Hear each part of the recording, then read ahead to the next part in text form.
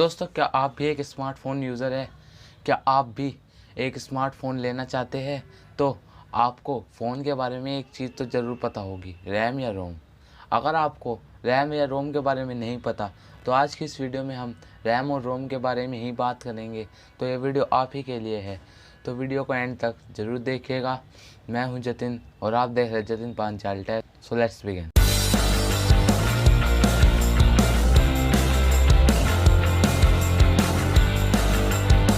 तो दोस्तों, आज की इस वीडियो को हमने 3 स्टेप्स में बांटा है। नंबर 1, रैम रोम की full form. Number 2, type of RAM and ROM. And number 3, difference between RAM and ROM. तो दोस्तों, हम सबसे पहले बात करते हैं स्टेप नंबर 1 की, रैम की और रोम की फुल फॉर्म के बारे में। तो रैम और रोम की फुल फॉर्म कुछ इस प्रकार है। रैम की फुल फॉर्म जो होती है वो है रैंडम एक्सेस मेमोरी, और जो रोम की फुल फॉर्म होती है वो है रीड ओनली मेमोरी। अब बात करते हैं दूसरे नंबर के स्टेप की, types of RAM and ROM. तो सबसे पहले हम बात करेंगे रैम के टाइप की। रैम मुख्यतः 2 टाइप की होती है, एस रैम और डी रैम। एस रैम की फुल फॉर्म होती है स्टैटिक रैंडम एक्सेस मेमोरी, और दूसरे नंबर पर जो डी रैम आती है उसकी फुल फॉर्म होती है डायनामिक रैंडम एक्सेस मेमोरी।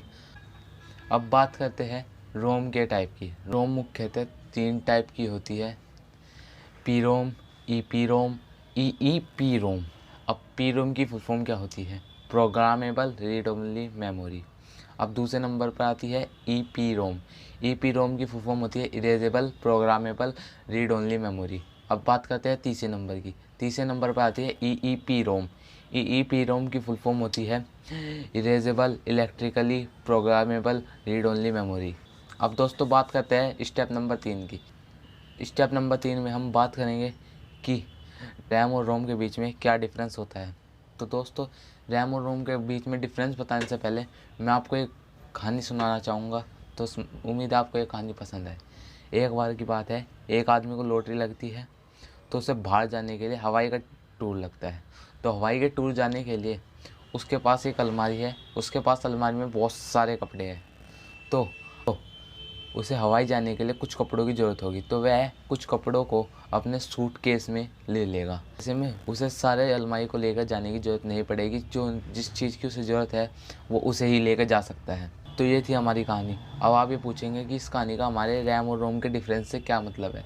तो आज मैं इसी बात को बता रहा हूँ आपको। जो अलमारी है ना, वो हमारी रोम है, और जो सूटकेस है वो हमारी रैम है।